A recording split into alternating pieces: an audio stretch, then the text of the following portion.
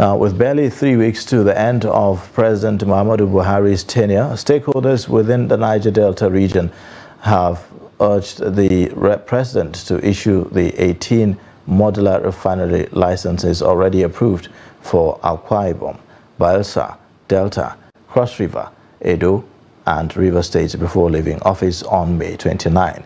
This, they believe, is a way of mitigating organized crimes in Nigeria and the Gulf of Guinea. The report. The stakeholders charged the federal government to reach out to its counterparts in the Gulf of Guinea and immediately establish a task force against organized crime in Nigeria and the Gulf of Guinea. Executive Director of YEAC Nigeria, Fineface Dumnamene, urged the federal government to make real all its promises to the youth and people of the Niger Delta in order to help mitigate organized crimes in the Gulf of Guinea.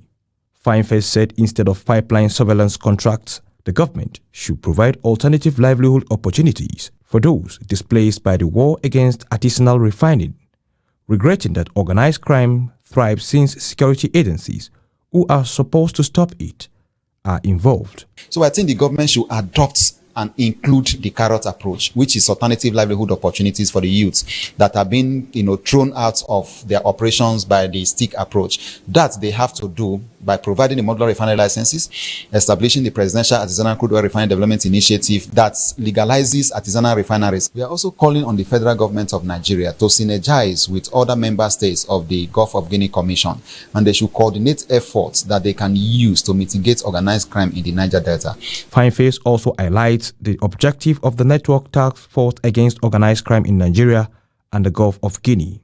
Delivering the keynote address, the head Department of Political and Administrative Studies, University of Port Harcourt, Professor Fidelis Allen, said there was urgent need for the government to commit itself to combating organized crime due to its scale, transitional nature, low resilience of country, vulnerability of innocent people, and the impact it has on the general security and development. The launch of a network on organized crime in Nigeria and the Gulf of Guinea illustrates the importance of expert views and civil society generally in policy making.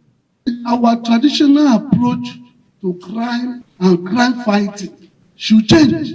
We only see the oil theft in jerrycan. We don't see the one in ship. Why can't we see that one?